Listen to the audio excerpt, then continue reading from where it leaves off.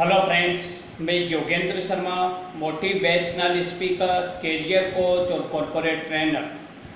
आज हम ऐसे टॉपिक को आपके सामने लेके आए हैं माय डियर फ्रेंड्स। अगर आप एमएलएम इंडस्ट्री में काम कर रहे हैं या करने वाले हैं, आप एमएलएम इंडस्ट्री में अपने आप को सक्सेसफुल बनाना चाहते हैं, अगर आप जो है आपके साथ ये समस्या आती है कि लोग जो है आपकी बात को नहीं मानते हैं या आपके साथ एमएलएम इंडस्ट्री को ज्वाइन नहीं करते हैं, या सबसे बड़ी चीज़ ये आती है कि आप अपने प्रोडक्ट को सेल नहीं कर पाते हैं, या सबसे बड़ी दिक्कत आपको ये आती है माय डियर फ्रेंड्स कि आप जो है लोगों को प्रभावशाली व्यक्तित्व के कारण जो है उनको अट्रैक्ट नहीं कर पाते हैं। तो मैं आपको बताना चाहूँगा कि इस एमएलएम इंडस्ट्री में अगर आप वाकई में जमना चाहते हैं ना, अपने आप को सक्सेसफुल बनाना चाहते हैं, तो सबसे पहला गुण जो है ना वो आप में वो आकर्षण का होना चाहिए माय डियर फ्रेंड्स। आप लोगों को अट्रैक्ट कर पाओ। और अट्रैक्ट कब किए जाते हैं लोग कब अट्रैक्ट हमसे होते हैं? जब आप उनके सामने सच बोलते हैं। मतलब फीलिंग्स जो है सच्चाई की पता लग जाती है माय डियर फ्रेंड्स। और अगर आप उनसे झूठ बोलते हैं या किसी तरह के बहाने बनाते हैं या जो है अपना काम जमाने के लिए आप जो है कुछ भी बोल देते हैं, तो वो भांप लेते हैं और इस कारण लोग आपसे ज्वाइन नहीं हो पाते, आपके साथ में काम नहीं कर पाते माय डियर फ्रेंड्स। और दूसरी अगर सबसे बड़ी बात यह है कि हम लोग अगर इस इंडस्ट्री में ज़्यादा अच्छे से जमना चाहते हैं तो आपको एक सिस्टम के अनुसार काम करना चाहिए। और वो सिस्टम क्या होना चाहिए? आपको सबसे बड़ी चीज़ जो है वो ये है कि आपको टोटली अपने जितने भी मिलने वाले हैं उनकी लिस्ट बनाना चाहिए, उनसे मिलना चाहिए एक एक करके, और उनको इतना अच्छे से प्लान आपको देना चाहिए, इतना अच्छे से उनको समझाना चाहिए कि वो आपके प्लान से खुश हो पाएँ। भले ही वो ज्वाइन करें ना करें कंपनी को, इससे कोई फर्क नहीं पड़ता, लेकिन वो आपको याद रखे और आपके प्लान को याद रखे। क्योंकि वो बंदा आया था जो है मुझे बिजनेस बता के गया था, लेकिन उस बिजनेस को मैं ज्वाइन किसी कारण से नहीं कर पा रहा, लेकिन जब भी वो बंदा ज़रूरत होगी तो वो ज्वाइन जरूर करेगा अगर वो आपसे प्रभावित होगा तो। और उन लोगों की लिस्ट अलग से बनाएं जो ज्वाइन नहीं करते हैं, उन लोगों की लिस्ट अलग से बनाएं, और जो ज्वाइन करते हैं उनकी लिस्ट अलग से बनाएं। और जब भी आप अपनी इंडस्ट्री में कुछ भी प्राप्त करते हैं या कुछ भी अचीवमेंट आपको मिलता है तो उनको उस सेमिनार में जरूर इन्वाइट करें जिन्होंने ज्वाइन नहीं किया था my dear friends. Free of cost उनको बुलाएं, कोई चार्जेस नहीं होना चाहिए, और उनको बुला के आप अपनी कामयाबी दिखाएं। क्योंकि लोग कभी कभी क्या करते हैं, अगर इंडस्ट्री में नहीं आ पाते तो वो आपकी कामयाबी देखकर आ जाते हैं, तो कुछ परसेंट आपको इन फ्यूचर बेनिफिट भी होगा कंपनी को, और आपको भी होगा, और वो लोग भी कंपनी को ज्वाइन कर पाएंगे। और सबसे बड़ी चीज़ है कि लोगों की नामें आप जो है नहा नहीं मिलाए माय डियर फ्रेंड्स। लोगों की नामें आपकी हाँ नहीं होनी चाहिए, क्योंकि लोग जब भी आपको गलत बोलते हैं कि आ गए वो टाई पहन के, वाइट शर्ट पहन के, और लोगों को बेवकूफ़ बनाने के लिए, तो आप पे वो बातें प्रभाव नहीं डालनी चाहिए। क्योंकि जो भी सक्सेस हुए हैं ना दुनिया में, उन सब के लिए लोगों ने कुछ ना कुछ गलत बोला है, और जिस दिन वो सक्सेस हो जाते हैं माय डियर फ्रेंड्स, उस दिन वो इंसान उसकी सफलता को मानने लग जाते हैं। क्योंकि दुनिया तो ऐसी है, एक दिन कहेगी आप कुछ नहीं कर सकते, और एक दिन आपसे कहेगी कि आप कभी रुक नहीं सकते माय डियर फ्रेंड्स। इसलिए आप दुनिया की बातों में कभी ना आए, ये चीज़ें हमेशा याद रखें और निरंतर अपने कर्म को करते रहें।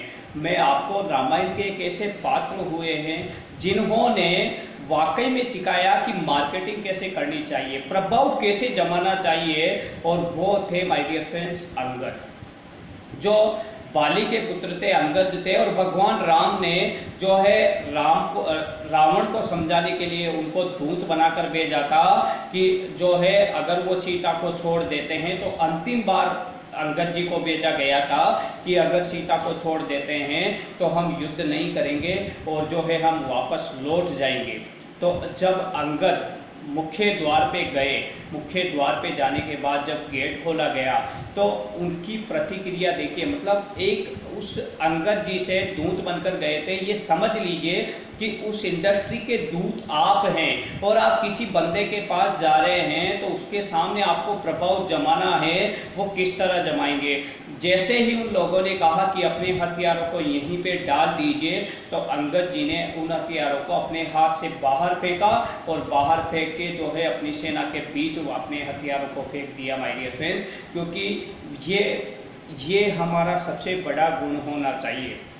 कभी भी आप किसी इंसान के पास जाते हो फॉलोअप लेने के लिए या मीटिंग देने के लिए, तो उस इंसान की बातों से आप नेगेटिव ना हो, उस इंसान के सामने दबे नहीं। क्योंकि अगर आपके ऊपर दबाव आ गया तो आपका प्रभाव नहीं जम पाएगा, और अगर आपका प्रभाव जम गया तो आप पे दबाव नहीं जम पाएगा। तो अंगद जी ने अपना प्रभाव वहीं जमा दिया था लंका में एंट्री के साथ ही। और उसके बाद जब वो लंका के अंदर गए और रावण के सामने गए, तो रावण ने उनसे कहा था कि रावण से उन्होंने कहा कि मुझे श्री राम ने भेजा है और मैं अंगद दूत बनकर आया हूँ। तो उनकी बातों से चिढ़कर जो है अंगद को जो है बंदी बनाने के लिए बोल दिया गया था। और रावण बोला था कि तू रावण का बखान नहीं सुनता, तू रावण को नहीं जानता कि रावण कौन है। तो उन्होंने क्या कहा था कि कौन सा रावण, मैंने हजारों रावण के बारे में सुना है, क्या तुम वही रावण हो जिसने मेरे पिता बाली ने, जिनको 6 महीने तक कांख में बैठा के रखा था। माय डियर फ्रेंड्स, मेरी बात को समझने की कोशिश कीजिए। मैं वो समझाना चाह रहा हूँ आपको जो आपको इंडस्ट्री में जमाने के लिए काम आएगा। मतलब अपने ही, कोई भी कितना भी बखान करे, लेकिन अपने ही प्रभु का, अपने ही जिसका वो दूत बनकर आया था, उनका ही वर्चस्व उसने वहां पर बना के रखा। और जब लास्ट में उसको पकड़ने के लिए उन्होंने ऐसा चैलेंज रखा, वहाँ पे ऐसा कुछ बोला गया कि जो है अगर मेरी पैर को कोई हिला देगा तो मेरे पैर को हिलाने के बाद जो है हम हार मान लेंगे। और मैं श्री राम की ओर से कहता हूँ कि सभी चले जाएंगे। अपनी ताकत का उन्होंने उनको एक्सेप्ट नहीं किया, उन्होंने कंपनी को ज्वाइन नहीं किया, लेकिन अंगद जी ने अपनी ताकत भी दिखाई कि हमारे अंदर क्या है, हम कितना कामयाब हो सकते हैं, हम कितना जीत सकते हैं आपको।